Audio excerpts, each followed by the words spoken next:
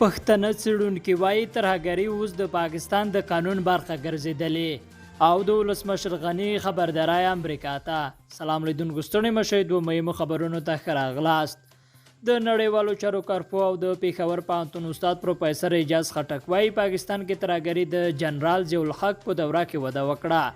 پخه شوه اوس د دغه هیواد د قانون برخه ګرځېدلې ده او پاکستانی سیاستوال فکر کوي چې که چیرته له ترهګرۍ لاس واخلي نو حکومت یې دوام نشي کولی. نوموړي زیاته کړې ضیاء الحق داسې تخم کرلی دی چې اوس دا دی د تر مرګ وروسته هم پالل کیږي او حاصلات ورکوي. یو بل تاریخ پوه استاد او د پاچاخان پوهنتون پخوانی مرستیال فضل رحیم مروت وایي اوسنی نصاب او نظام دواړه د ضیاء الحق له دورې را په دې خوا توندلارې شوي او لا پسې پراخیږي. جنرال ضیاء الحق د پاکستان پوځ مشر و چې ډیری افغانان د افغانستان د بربادونکي په نوم پیژني.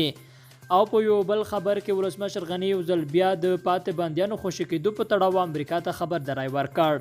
ولسمشر غني له د ټایمز لندن سره په تازه مرکه کې ویلي چې که د امریکا او طالبانو ترمنځ د سولې هوکړې پر بنسټ طالب زندانیان له بنده خوشي شي نو د نشهیي توکو سیل به اروپا او امریکا پر سر واخلي.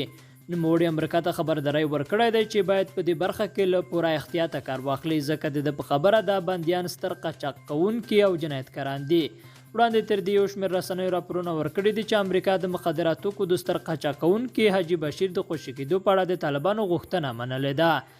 یادونه ده چې د سولې پروسه یو ځل بیا د طالب زندانیانو نه خوشي کېدو پر سر له بندښت سره مخ شوې چې طالب افغان حکومت او حکومت بیا طالبان ملامتوي او دواړه یو پر بل د دې پروسې د ځنډېدو تورونه لګوي.